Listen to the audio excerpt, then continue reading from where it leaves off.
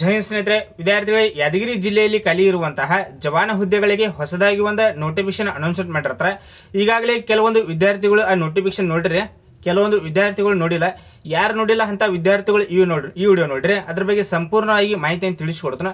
ಅದಕ್ಕೆ ಒಂದೇದೇನೈತಿ, ಯಾವುದೇ ರೀತಿಯಾಗಿ ಎಕ್ಸಾಮ್ ಇರಂಗಿಲ್ಲ, 10% ಮೇಲೆ ಸೆಲೆಕ್ಷನ್ ಪ್ರೊಸೆಸ್ ಇರ್ತೈತಿ. ಸೊ ಸಂಪೂರ್ಣವಾಗಿ ಅದ್ರ ಬಗ್ಗೆ ಮಾಹಿತಿಯನ್ನು ತಿಳಿಸ್ಕೊಡ್ತಾನೆ.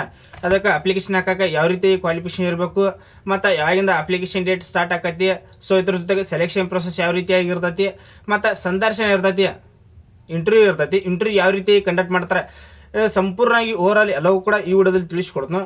ಸೊ ಇನ್ನೊಂದು ಏನಪ್ಪಾ ಅಂತಂದ್ರೆ, ಚಾನಲ್ ಫಸ್ಟ್ ಟೈಮ್ ನೋಡುವಂಥ ಪ್ರತಿಯೊಂದು ವಿದ್ಯಾರ್ಥಿಗಳು ಚಾನಲ್ನ ಸಬ್ಸ್ಕ್ರೈಬ್ ಮಾಡಿ ಇಟ್ಕೋರಿ. ಯಾಕಂದ್ರೆ ಏನೇ ಗೌರ್ಮೆಂಟ್ ಜಾಬ್ಸ್ ನೋಟಿಫಿಕೇಶನ್ ಆತಂದ್ರೆ ನಿಮ್ಗೆ ವಿಡಿಯೋ ಮಾಡಿ ತಿಳಿಸ್ತಾ ಇರ್ತಾನೆ.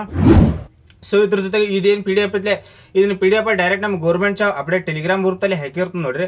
ಅಲ್ಲಿ ಯಾರು ಜಾಯ್ನ್ ಆಗಿಲ್ಲ ಜಾಯ್ನ್ ಆಗ್ರಿ. ಯಾಕಂದ್ರೆ ಈ PDF ನೋಡ್ಕೊಳಕ್ಕೆ ಈಸಿ ಆಕೈತಿ. ವಿದ್ಯಾರ್ಥಿಗಳು ಇದನ್ನ ಮಗ್ಲಿ ಸ್ಕ್ರೀನ್ ಮೇಲೆ ತೋರಿಸ್ತಾರೆ ನೋಡ್ರಿ. ಏನೇನು ಮಾಹಿತಿ ಇದಿರ್ತೈತಿ ಅದನ್ನ ಒಂದೊಂದಾಗಿ ಎಕ್ಸ್ಪ್ಲೇನ್ ಮಾಡ್ಕೊತ ಹೋಗ್ಕೊಂಡು ಇಲ್ಲಿ ನೋಡ್ಬೋದು. ಪ್ರಧಾನ ಜಿಲ್ಲಾ ಮತ್ತು ಸತ್ರ ನ್ಯಾಯಾಧೀಶರ ನ್ಯಾಯಾಲಯ ಯಾದಗಿರಿ ಅಂತ ಕೊಟ್ಟಿರ್ತಾರೆ. ಇಲ್ಲೇ ವಿಷಯ ನೋಡ್ತಾ ಹೋಗೋದಾದ್ರೆ, ಯಾದಗಿರಿ ಜಿಲ್ಲೆಯ ನ್ಯಾಯಾಲಯಗಳಲ್ಲಿ ಕಲ್ಯಾಣ ಕರ್ನಾಟಕದಲ್ಲಿ ಖಾಲಿ ಇರುವ ಜವಾನ ಹುದ್ದೆಗಳ ನೇರ ನೇಮಕಾತಿ ಕುರಿತು ಕೊಟ್ಟಿರ್ತಾರೆ. ಅಂದ್ರೆ ಯಾವ ಪೋಸ್ಟ್ ಖಾಲಿ ಇದ್ದಿರ್ತೈತಿ, ಜವಾನ್ ಪೋಸ್ಟ್ ಖಾಲಿ ಇದ್ದಿರ್ತೈತಿ, ಇದನ್ನ ಭರ್ತಿ ಮಾಡ್ಕೊಳಕ್ಕೆ ನೋಟಿಸ್ ಬಿಟ್ಟಿರ್ತಾರೆ. ಇಲ್ಲಿ ಯಾವಾಗಿಂದ ಅಪ್ಲಿಕೇಶನ್ ಡೇಟ್ ಸ್ಟಾರ್ಟ್ ಆಗೈತಿ, 13/3/2026. ಅಂದ್ರೆ ಇವತ್ತು ಅಪ್ಲಿಕೇಶನ್ ಡೇಟ್ ಸ್ಟಾರ್ಟ್ ಆಗೈತಿದ.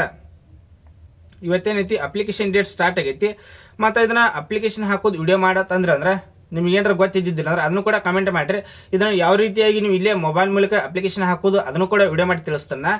ಇಲ್ಲಿ ಅಪ್ಲಿಕೇಶನ್ ಹಾಕಕ್ಕೆ ಕೊನೆಯ ದಿನಾಂಕ 12/4/2026. ಇದು ಅಪ್ಲಿಕೇಶನ್ ಹಾಕಕ್ಕೆ ಕೊನೆಯ ದಿನಾಂಕ ಆಗಿರ್ತೈತಿ. ಸೊ ಇದ್ರ ಜೊತೆಗೆ ಪೇಮೆಂಟ್ ಮಾಡೋಕೆ ಲಾಸ್ಟ್ ಡೇಟ್ ಬಂದ್ಬಿಟ್ಟು 13/4/2026. ಇದು ಪೇಮೆಂಟ್ ಮಾಡೋಕೆ ಲಾಸ್ಟ್ ಡೇಟ್ ಆಗಿರ್ತೈತಿ. ಸೊ ಇದ್ರ ಜೊತೆಗೆ ಇದೇನೈತ್ಲೆ, ಇದು ಡೈರೆಕ್ಟ್ ಅದು ಅಪ್ಲೈ ಮೋಡ್ ಇದೇನೈತ್ಲೆ, ಡೈರೆಕ್ಟ್ ಅವ್ರ ಅಪ್ಲೈ ಲಿಂಕ್ ಆಗಿರ್ತೈತಿ. ಇದನ್ನೇನು ಅಪ್ಲೈ ಲಿಂಕ್ ಏನೈತೆ ಡೈರೆಕ್ಟ್ ನಮ್ಮ ಗೌರ್ಮೆಂಟ್ ಜಾಬ್ ಅಪ್ಡೇಟ್ ಟೆಲಿಗ್ರಾಮ್ ಗ್ರೂಪಲ್ಲಿ ಹಾಕಿರ್ತನು. ಅಲ್ಲಿ ಯಾರಿಗೆ ಅಪ್ಲಿಕೇಶನ್ ಹಾಕುವಂಥ ಇಂಟ್ರೆಸ್ಟ್ ಐತಿ ಅಂತ ವಿದ್ಯಾರ್ಥಿಗಳು ಇದಕ್ಕೆ ಅರ್ಜಿನ ಸಲ್ಲಿಸ್ರಿ. ನಿಮಗೇನಾದ್ರೂ ಅಪ್ಲಿಕೇಶನ್ ಹಾಕೋದು ಗೊತ್ತಿದ್ದಿಲ್ಲ ಅಂದ್ರೆ ಕಮೆಂಟ್ ಮಾಡಿರಿ, ವಿಡಿಯೋ ಮಾಡಿ ತಿಳಿಸ್ತಾನೆ ಯಾವ ರೀತಿಯಾಗಿ ಅಪ್ಲಿಕೇಶನ್ ಹಾಕೋದು ಅಂತ. ಇಲ್ಲಿ ಟೋಟಲ್ ಆಗಿ ಪೋಸ್ಟ್ಗಳು ನೋಡ್ತಾ ಹೋದರೆ ಟೋಟಲ್ ಆಗಿ 5 ವೇಕೆನ್ಸಿ. ಟೋಟಲ್ ಆಗಿ ಎಷ್ಟು 5 ವೇಕೆನ್ಸಿ. ನನ್ನ ಮೇನ್ ಆಗಿ ಸಜೆಷನ್ ಬಂದ್ಬಿಟ್ಟು ಪ್ರತಿಯೊಂದು ವಿದ್ಯಾರ್ಥಿಗಳು ಅರ್ಜಿನ ಸಲ್ಲಿಸ್ರಿ. ಕೆಲವೊಂದು ವಿದ್ಯಾರ್ಥಿಗಳು 5 ವೇಕೆನ್ಸಿ ಅಂತ ಹೇಳಿನಂದ್ರೆ ಡೈರೆಕ್ಟ್ ವಿಡಿಯೋನ ಏನೈತಿ ಸ್ಕಿಪ್ ಮಾಡಿಬಿಡ್ತಾರ. ಹಂಗೆ ಮಾಡಿಬೇಡ್ರಿ. ಯಾಕಂದ್ರೆ ಅಪ್ಲಿಕೇಶನ್ ಫೀನು ಕಡಿಮೆ ಇದ್ದಿರ್ತೈತಿ. ಯಾಕಂದ್ರೆ ನೇರ ನೇಮಕಾತಿ ಇರ್ತೈತಿ. ಪ್ರತಿಯೊಂದು ವಿದ್ಯಾರ್ಥಿಗಳು ಅಪ್ಲಿಕೇಶನ್ ಹಾಕ್ರಿ. ಯಾಕಂದ್ರೆ ಕಡಿಮೆ ಪೋಸ್ಟ್ ಅದ, ಅಪ್ಲಿಕೇಶನ್ ನಾವೇನು ಹಾಕಿ ನಾನು ಸೆಲೆಕ್ಟ್ ಬಿಡ್ತೀವಿ ಅಂತ ಅಂತೀರಿ. ಈಗ ಸೆಲೆಕ್ಟ್ ಆಗೋದು ಬಿಡುವುದು ಸೆಕೆಂಡರಿ. ಯಾಕಂದ್ರೆ ನೇರ ನೇಮಕಾತಿ ಇರ್ತೈತಿ, ಸೆಲೆಕ್ಟ್ ಆಗೋ ಚಾನ್ಸಸ್ ಇರ್ತೈತಿ. ಅದಕ್ಕಾಗಿ ಪ್ರತಿಯೊಂದು ವಿದ್ಯಾರ್ಥಿಗಳು ಇದಕ್ಕೆ ಅರ್ಜಿನ ಸಲ್ಲಿಸ್ರಿ. ಅಪ್ಲಿಕೇಶನ್ ಫೀನು ಎಷ್ಟೈತಿ ಅದನ್ನು ಮುಂದೆ ತಿಳಿಸ್ಕೊಡ್ತಾನೆ. ಇಲ್ಲಿ ನೋಡ್ರಿ, ಸ್ಯಾಲ್ರಿ ನೋಡ್ತಾ ಹೋದ್ರೆ ಮಂತ್ಲಿ ನಿಮ್ಗೆ 27,000 ಅಂದ್ರೆ 46,675 ರೂಪಾಯಿ. ಎಷ್ಟಂದ್ರೆ 27,000 ಅಂದ್ರೆ 46,675 ರೂಪಾಯಿ ನಿಮಗೆ ಸ್ಯಾಲ್ರಿ ಇದ್ದಿರ್ತೈತಿ. ಸೊ ಅದಕ್ಕಾಗಿ ಇದು ಒಳ್ಳೆಯದು ಪರ್ಮನೆಂಟ್ ಹುದ್ದೆ ಆಗಿರ್ತೈತಿ. ಪ್ರತಿಯೊಂದು ವಿದ್ಯಾರ್ಥಿಗಳು ಅರ್ಜಿನ ಸಲ್ಲಿಸ್ರಿ. ಇದ್ರ ಬಗ್ಗೆ ಏನೇ ಡೌಟ್ ಇದ್ರು ಡೈರೆಕ್ಟ್ ಇನ್ಸ್ಟಾಗ್ರಾಮ್ದಲ್ಲಿ ಕಾಂಟ್ಯಾಕ್ಟ್ ಮಾಡಿರಿ. ಇಲ್ಲಿ ಮೀಸಲಾತಿ ಪ್ರಕಾರ ಎಲ್ಲೆಲ್ಲಿ ಎಷ್ಟೆಷ್ಟು ವೇಕೆನ್ಸಿ ಖಾಲಿದಾವ. ಈಗ ಸಾಮಾನ್ಯ ಮಹಿಳೆಯಲ್ಲಿ 1 ವೇಕೆನ್ಸಿ, ಸಾಮಾನ್ಯ ಮಹಿಳಾ ವರ್ಗದ ಅಭ್ಯರ್ಥಿಗಳಲ್ಲಿ 1 ವೇಕೆನ್ಸಿ. ಸೊ ಅದೇ ರೀತಿ ಗ್ರಾಮೀಣದಲ್ಲಿ 1 ವೇಕೆನ್ಸಿ, ಟೋಟಲ್ ಆಗಿ 2 ವೇಕೆನ್ಸಿ. ಮತ್ತು ಪ್ರವರ್ಗ 2A ಇತರ ಒಳಗೆ 1 ವೇಕೆನ್ಸಿ ಮಾತ್ರ ಇದ್ದಿರ್ತೈತಿ. ಅದೇ ರೀತಿಯಾಗಿ ಪ್ರವರ್ಗ 3A ಅದು ಮಹಿಳಾ ಅಭ್ಯರ್ಥಿಗಳಲ್ಲಿ 1 ವೇಕೆನ್ಸಿ. ಕೇವಲ ನಿಮ್ಮ ಕ್ಯಾಟಗರಿ ಒಳಗೆ ವೇಕೆನ್ಸಿ ಖಾಲಿ ಇದ್ದು ಅಂದ್ರೆ ಮಾತ್ರ ಇದಕ್ಕೆ ಅರ್ಜಿನ ಸಲ್ಲಿಸ್ರಿ. ಕೆಲವೊಂದು ವಿದ್ಯಾರ್ಥಿಗಳು ಏನೈತಿ ಈ ಚಾಟ್ ನೋಡಿರಂಗಿಲ್ಲ. ನಿಮ್ಮಲ್ಲಿ ಏನೈತಿ ನಿಮ್ಮ ಕ್ಯಾಟಗರಿಯಲ್ಲಿ ವೇಕೆನ್ಸಿಗಳ ಖಾಲಿ ಇರಂಗಿಲ್ಲ. ಇಲ್ಲಿ ಕರೆಕ್ಟಾಗಿ ನೋಡ್ಕೋರಿ. ನಿಮ್ಮ ಕ್ಯಾಟಗರಿಯಲ್ಲಿ ವೇಕೆನ್ಸಿ ಖಾಲಿ ಇದ್ರೆ ಮಾತ್ರ ಇದಕ್ಕೆ ಅರ್ಜಿನ ಸಲ್ಲಿಸ್ರಿ. ಸೊ ಅದೇ ರೀತಿಯಾಗಿ ಪ್ರವರ್ಗ 3A ಒಳಗೆ ಮಹಿಳೆಯಲ್ಲಿ 1 ವೇಕೆನ್ಸಿ ಮತ್ತು ಪ್ರವರ್ಗ 3B ಮಹಿಳಾ ಅಭ್ಯರ್ಥಿಗಳಲ್ಲಿ 1 ವೇಕೆನ್ಸಿ. ಈ ರೀತಿಯಾಗಿ ಟೋಟಲ್ ಆಗಿ 5 ವೇಕೆನ್ಸಿಗಳು ಖಾಲಿ ಇದ್ದಿರ್ತಾವ. ಟೋಟಲ್ ಆಗಿ ಎಷ್ಟು 5 ವೇಕೆನ್ಸಿ. ಇದ್ರ ಬಗ್ಗೆ ಮತ್ತು ವಿದ್ಯಾರ್ಥಿ ನೋಡ್ತಾ ಹೋದಾದ್ರೆ ಯಾವುದೇ ರೀತಿಯಾಗಿ ಇದಕ್ಕೆ ಇಲ್ಲಿ ನೋಡ್ರಿ, ಮೇನ್ ಆಗಿ ಬಂದ್ಬಿಟ್ಟು ಒಂದೇದ SSLC ಕಂಪ್ಲೀಟ್ ಆಗಿರ್ಬೇಕು. SSLC ಆಗಿತ್ತಂದ್ರೆ ಇದಕ್ಕೆ ಅರ್ಜಿನ ಸಲ್ಲಿಸಬಹುದು. ಯಾವುದೇ ರೀತಿಯಾಗಿ ಎಕ್ಸಾಮ್ ಇರಂಗಿಲ್ಲ. 10% ಮೇಲೆ ಏನೈತಿ 1 ಅನುಪಾತ ಅಂತಾರಂತೆ ಇಂಟರ್ವ್ಯೂ ಇರ್ತೈತಿ.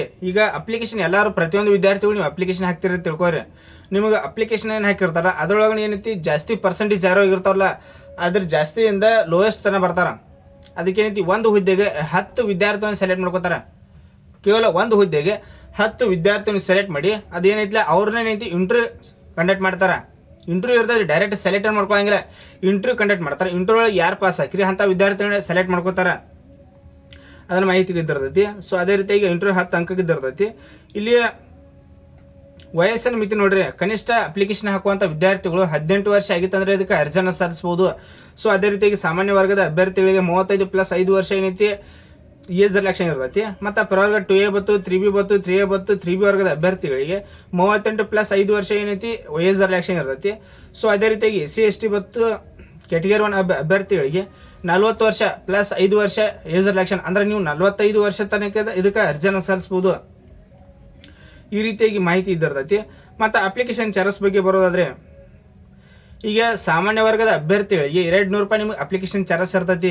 ಯಾರಿಗಂದ್ರೆ ಸಾಮಾನ್ಯ ವರ್ಗದ ಅಭ್ಯರ್ಥಿಗಳಿಗೆ 200 ರೂಪಾಯಿ ನಿಮಗೆ ಅಪ್ಲಿಕೇಶನ್ ಚಾರ್ಜಸ್ ಇರ್ತೈತಿ. ಸೊ ಅದೇ ರೀತಿಯಾಗಿ ಪ್ರವರ್ಗ 2A ಬತ್ತು, 2B ಬತ್ತು, 3A ಬತ್ತು, 3B ವರ್ಗದ ಅಭ್ಯರ್ಥಿಗಳಿಗೆ ಕೇವಲ 100 ರೂಪಾಯಿ ಅಪ್ಲಿಕೇಶನ್ ಚಾರ್ಜಸ್ ಇರ್ತೈತಿ, ಕೇವಲ 100 ರೂಪಾಯಿ ಚಾರ್ಜಸ್. ಸೊ ಅದೇ ರೀತಿಯಾಗಿ SC/ST ಕ್ಯಾಟಗರಿ 1 ಅಂಗವಿಕಲ ಅಭ್ಯರ್ಥಿಗಳಿಗೂ ಕೂಡ 100 ರೂಪಾಯಿ. ಈ ರೀತಿಯಾಗಿ ನಿಮಗೆ ಅಪ್ಲಿಕೇಶನ್ ಚಾರ್ಜಸ್ ಇರ್ತೈತಿ. ನನ್ನ ಮೇನ್ ಸಜೆಷನ್ ಏನಂದ್ರೆ, ನಿಮ್ಮ ಕ್ಯಾಟಗರಿ ಒಳಗೆ ವೇಕೆನ್ಸಿ ಖಾಲಿ ಇದ್ದು ಇದಕ್ಕೆ ಅರ್ಜಿಯನ್ನು ಸಲ್ಲಿಸ್ರಿ. ಯಾಕಂದ್ರೆ ಅಪ್ಲಿಕೇಶನ್ ಫೀನು ಭಾಳ ಇಲ್ಲ, ಯಾಕಂದ್ರೆ ಪರ್ಸೆಂಟೇಜ್ ಚಲೋ ಆಗಿತ್ತಂದ್ರೆ ಇಂಟರ್ವ್ಯೂ ಪಾಸ್ ಆದ್ರೆ ಡೈರೆಕ್ಟ್ ಸೆಲೆಕ್ಷನ್ ಇದ್ದಿರ್ತೈತಿ. ಯಾವುದೇ ರೀತಿಯಾಗಿ ಎಕ್ಸಾಮ್ ಇರಂಗಿಲ್ಲ, ಪ್ರತಿಯೊಂದು ವಿದ್ಯಾರ್ಥಿಗಳು ಏನೈತಿ ಅರ್ಜಿಯನ್ನು ಸಲ್ಲಿಸ್ರಿ. ಇದ್ರ ಬಗ್ಗೆ ಏನೇ ಡೌಟ್ ಇದ್ರು ಡೈರೆಕ್ಟ್ ನಾನು ಇನ್ಸ್ಟಾಗ್ರಾಮ್ದಲ್ಲಿ ಕಾಂಟ್ಯಾಕ್ಟ್ ಮಾಡ್ರಿ. ನಾ ಇನ್ನೊಮ್ಮೆ ಹೇಳ್ತೀನಿ ನೋಡ್ರಿ, ನಿಮ್ಮ ಕ್ಯಾಟಗರಿ ಒಳಗೆ ವೇಕೆನ್ಸಿಗಳು ಖಾಲಿ ಇದ್ದು ಅಂದ್ರೆ ಮಾತ್ರ ಇದಕ್ಕೆ ಅರ್ಜಿಯನ್ನು ಸಲ್ಲಿಸ್ರಿ. ಇಲ್ಲಿ ತೋರಿಸ್ತೀನಿ ನೋಡ್ರಿ, ವೇಟ್ ಮಾಡ್ರಿ. ಇಲ್ಲಿ ಏನು ಚಾಟ್ ಐತ್ಲೆ ಅದ, ಇದ್ರೊಳಗೆ ನಿಮ್ಮ ಕ್ಯಾಟಗರಿ ಒಳಗೆ ವೇಕೆನ್ಸಿಗಳು ಇದ್ದು ಅಂದ್ರೆ ಖಾಲಿ ಇದ್ದು ಅಂದ್ರೆ ಮಾತ್ರ ಅರ್ಜಿಯನ್ನು ಸಲ್ಲಿಸ್ರಿ. ಕೆಲವೊಂದು ವಿದ್ಯಾರ್ಥಿಗಳು ಏನೈತಿ PDF ಸರಿಯಾಗಿ ನೋಡಂಗಿಲ್ಲ, ಡೈರೆಕ್ಟ್ ಅರ್ಜಿಯನ್ನು ಸಲ್ಸಕ್ಕೆ ಹೋಗ್ಬಿಡ್ತೀರಿ, ಅಪ್ಲಿಕೇಶನ್ ತಗೋತೈತಿ. ಯಾಕಂದ್ರೆ ಲಾಸ್ಟ್ ಎಂಟ್ರಿ ಡೈರೆಕ್ಟ್ ರಿಸಲ್ಟ್ ಮಾಡೋ ಚಾನ್ಸಸ್ ಇರ್ತೈತಿ, ಯಾಕಂದ್ರೆ ನಿಮ್ಮ ಕ್ಯಾಟಗರಿ ಒಳಗೆ ವೇಕೆನ್ಸಿಗಳು ಖಾಲಿ ಇರಂಗಿಲ್ಲ. ಸೊ ಅದಕ್ಕಾಗಿ ಈ ಚಾಟ್ ನೋಡ್ಕೋರಿ. ಇದೇನು ಚಾಟ್ ಇದೆ ಡೈರೆಕ್ಟ್ ನಮ್ಮ ಗೌರ್ಮೆಂಟ್ ಅಪ್ಡೇಟ್ ಟೆಲಿಗ್ರಾಮ್ ಗ್ರೂಪ್ ಅಲ್ಲಿ ಹಾಕಿರ್ತ ನೋಡ್ರಿ, ಅಲ್ಲಿ ಜಾಯ್ನ್ ಆಗ್ರಿ. ಯಾಕಂದ್ರೆ PDF ಅಥವಾ ಅಪ್ಲೈ ಲಿಂಕ್ ಅಂತೂ ಎರಡು ಕೂಡ ಅಲ್ಲಿ ಸಿಗ್ತಿರ್ತೈತಿ. ಮತ್ತೆ ಇದ್ರ ಬಗ್ಗೆ ಏನೇ ಡೌಟ್ ಇದ್ರು ಡೈರೆಕ್ಟ್ ಇನ್ಸ್ಟಾಗ್ರಾಮ್ದಲ್ಲಿ ಕಾಂಟ್ಯಾಕ್ಟ್ ಮಾಡ್ರಿ. Thanks for watching.